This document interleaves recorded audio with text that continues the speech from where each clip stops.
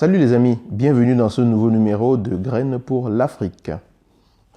J'espère que vous allez très bien et aujourd'hui, je vais attaquer un sujet concernant nos parents.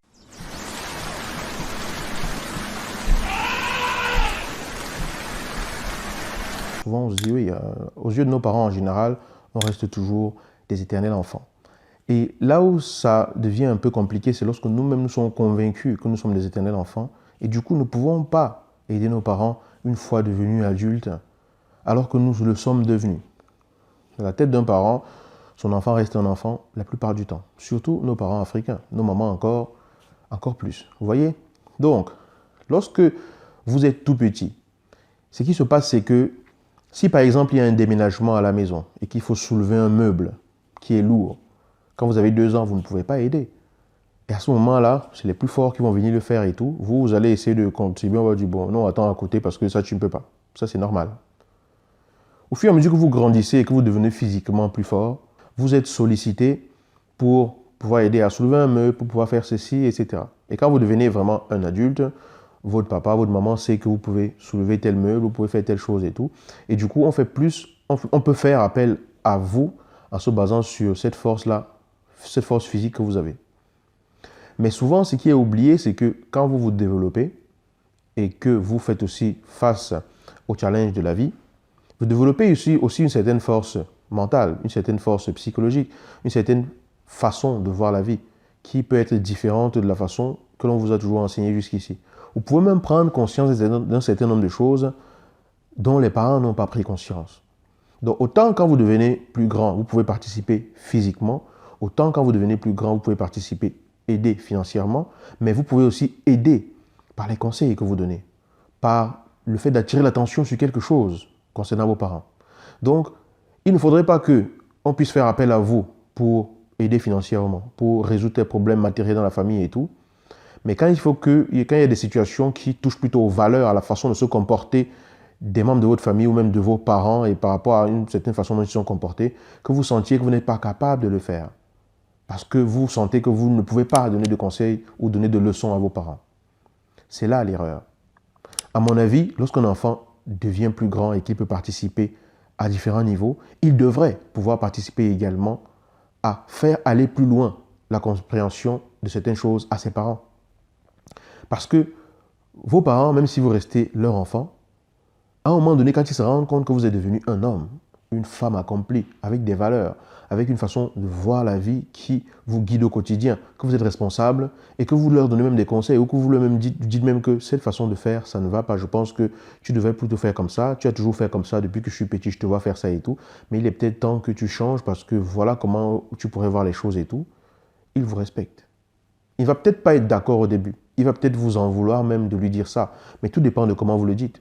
Il faut rester respectueux, il faut rester à sa place, il faut rester conscient que cette personne, c'est votre papa ou votre maman et que vous ne pouvez pas lui parler comme vous voulez, mais vous pouvez lui dire ce que vous avez à lui dire dans le respect, en restant franc, honnête et bienveillant.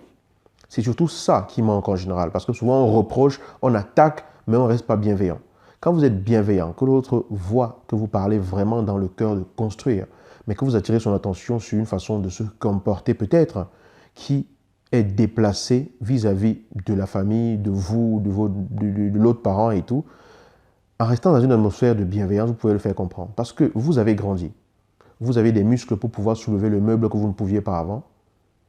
Aujourd'hui, vous avez aussi une mentalité et une façon de voir la vie pour pouvoir participer activement à développer une mentalité qui n'existait pas avant. Chaque parent voudrait que son enfant aille le plus loin possible. Si votre papa a été à un niveau de ses études, il fait de son mieux, peut-être pour que vous alliez plus loin que ça, ou pour avoir le sentiment en retour que vous avez plus réussi que lui, que vous êtes allé plus loin que lui.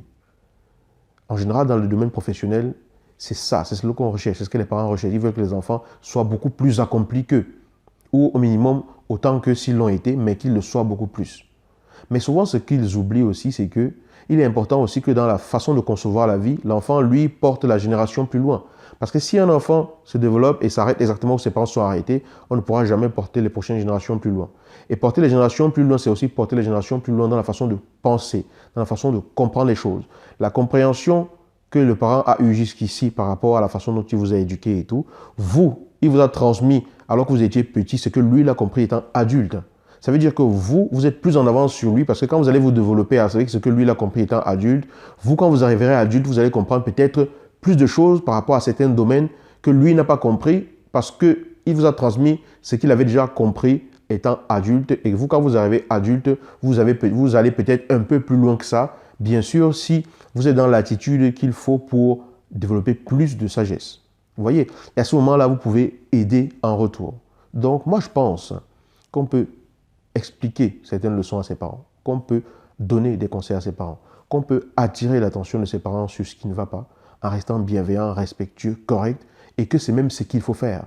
Parce que même s'ils ne le disent pas, ils seront fiers de vous, de se rendre compte que vous êtes devenu une personne valable, sur laquelle on peut vraiment s'appuyer, et que vous êtes devenu une personne capable d'objectivité, capable de pouvoir mener sa vie de façon libre et pleine, et que vous êtes surtout ouverte à l'évolution des autres.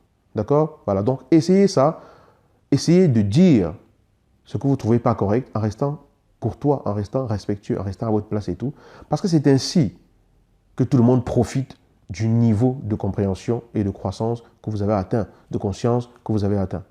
Voilà, c'est ce que je voulais vous partager dans cette vidéo aujourd'hui. Je ne sais pas, peut-être qu'elle est un peu trop abstraite, je n'en sais rien, mais j'ai eu à cœur comme ça d'attirer votre attention là-dessus. J'espère que ça vous parle. Si c'est le cas, mettez un pouce en l'air, partagez la vidéo et pensez à vous abonner. Si vous ne l'avez pas encore fait, je vous dis à la prochaine vidéo de Graines pour l'Afrique. Ciao.